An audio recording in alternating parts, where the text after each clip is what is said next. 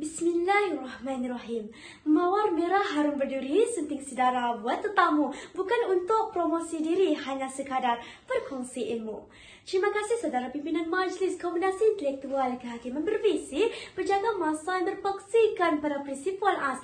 Dip-dip hormat yang dihormati. Seterusnya, hadirin pewaris bangsa yang saya muliakan dekat di hati.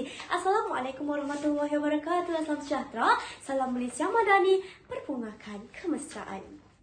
Hadirin sekalian, berdirinya saya di pentas perdana ini dengan penuh iltizam ingin menyebarkan sedikit hikmah berpandukan tinta dan wacana para sarjana melalui mauduk kata saya, jerat dadah membawa pada.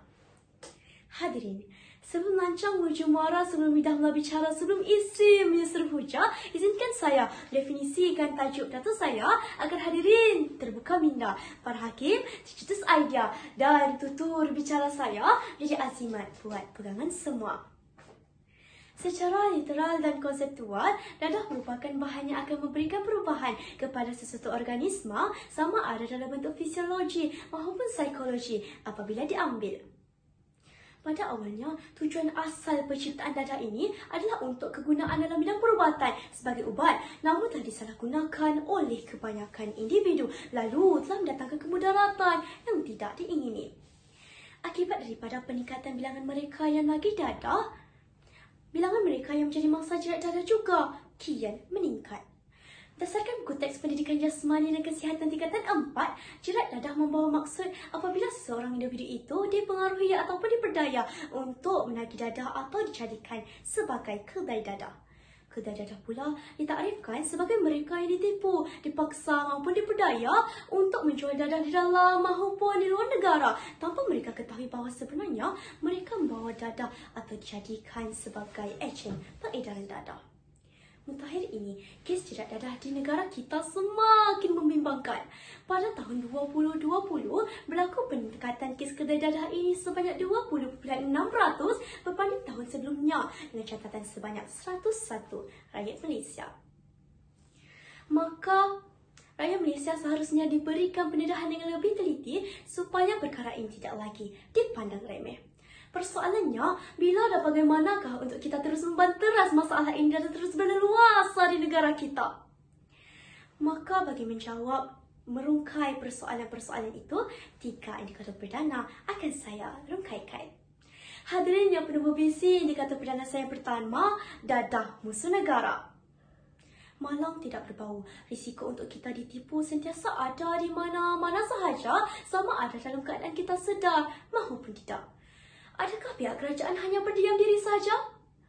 Akta Dadah Berbahaya 1952 dalam kurungan pindaan 1998, akta berhubung dengan bidang kuasa mahkamah bagi mengawal pengimportan, pengeksportan, penghilangan, penjualan dan penggunaan candu atau dadah berbahaya yang tertentu.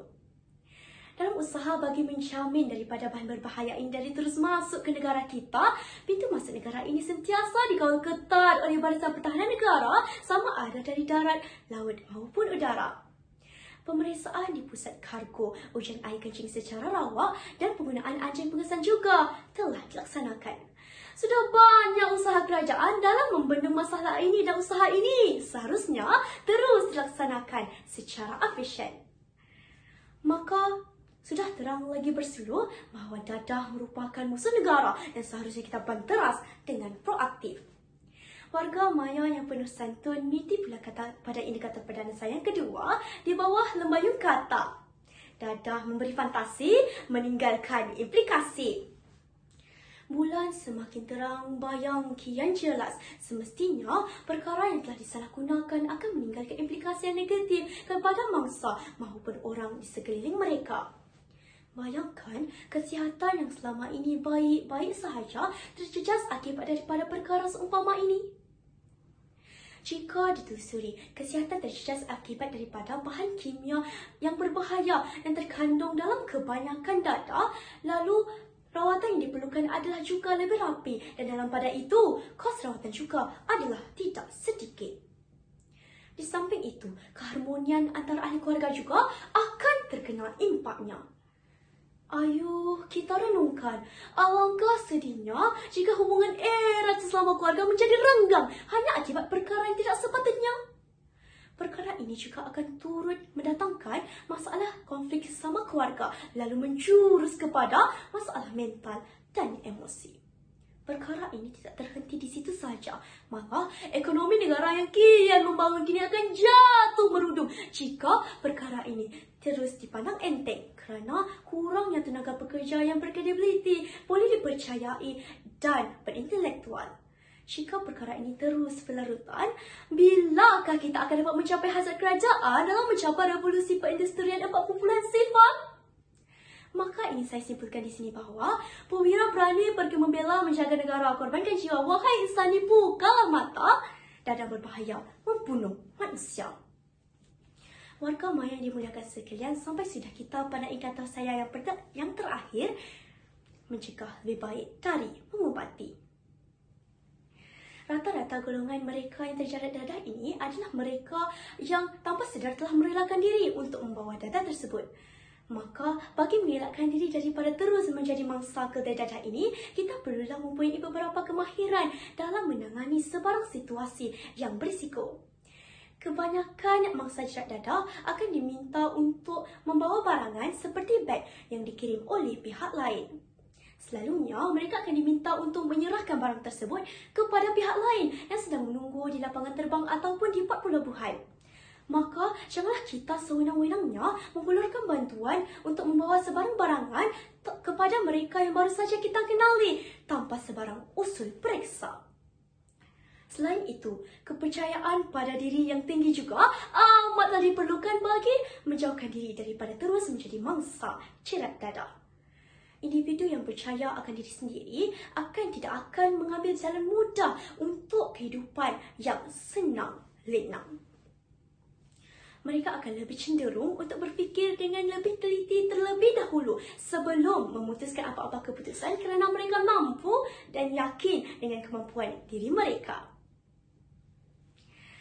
Warga Maya yang dihormati sekalian, intihannya jerat dadah akan memberikan implikasi yang negatif dan memudaratkan kepada mangsa maupun orang di sekeliling mereka. Kemakmuran negara bukan sahaja diukur melalui barisan pentadbiran yang tersusun. Malah, komponen utama iaitu rakyatnya yang menjauhi perkara-perkara yang tidak sepatutnya juga adalah penting. Adakah kita ingin melihat generasi akan datang dilahirkan dalam negara yang keadaannya kucar kacir akibat kelalaian kita pada hari ini?